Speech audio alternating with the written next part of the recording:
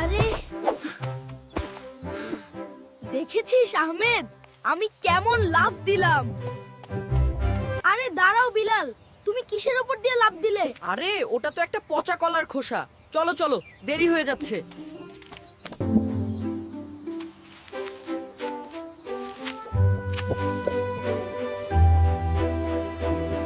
ইস, তুমি ময়লা ধরলে কেন? জামা নষ্ট হবে না ভাই।